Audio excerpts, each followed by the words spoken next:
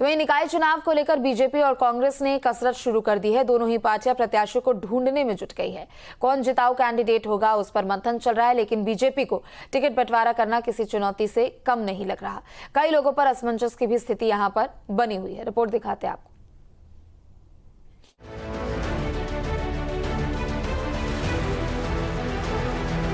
निकाय चुनाव की घोषणा जल्द होने वाली है। उससे पहले राजनीतिक पार्टियों ने प्रत्याशियों की तलाश शुरू कर दी है। बीजेपी ने विधायकों और जिला अध्यक्षों से भी फीडबैक लेना शुरू कर दिया है, लेकिन प्रत्याशी चयन को लेकर बीजेपी में उहापोह की स्थिति देखने को मिल रही है। चूंकि बड़े पैमाने पर विधानसभा और लोकसभा चुनाव में दूसरे दलों के नेताओं ने बीजेपी में पलायन किया था, उसके पीछे कहीं न कहीं निकाय चुनाव में टिकट का लालच भी था।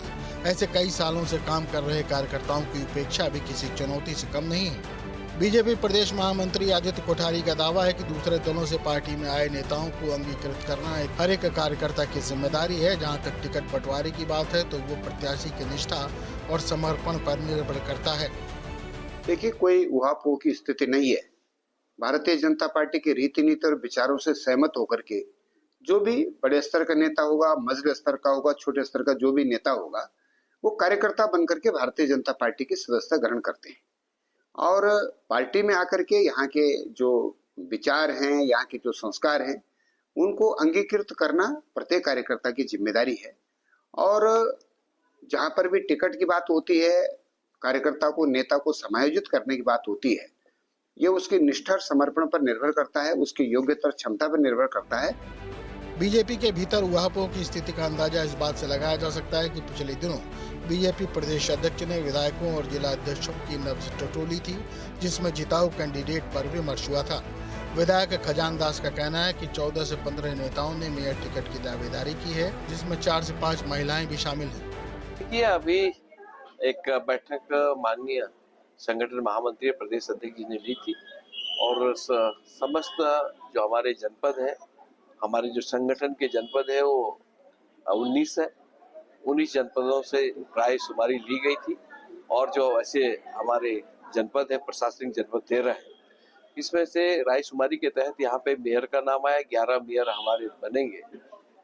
तो मुझे लगता है कि इसमें नाम जो आए हैं, कम से कम 14-15 नाम आए हैं अभी तक, उस पर विचार किया जाए। कांग्रेस ने भी बीजेपी पर कटाक्ष किया है। कांग्रेस के प्रदेश महामंत्री नवीन जोशी ने कहा कि बीजेपी में निकाय चुनाव में अंतर्द्वंद देखने को मिलेगा।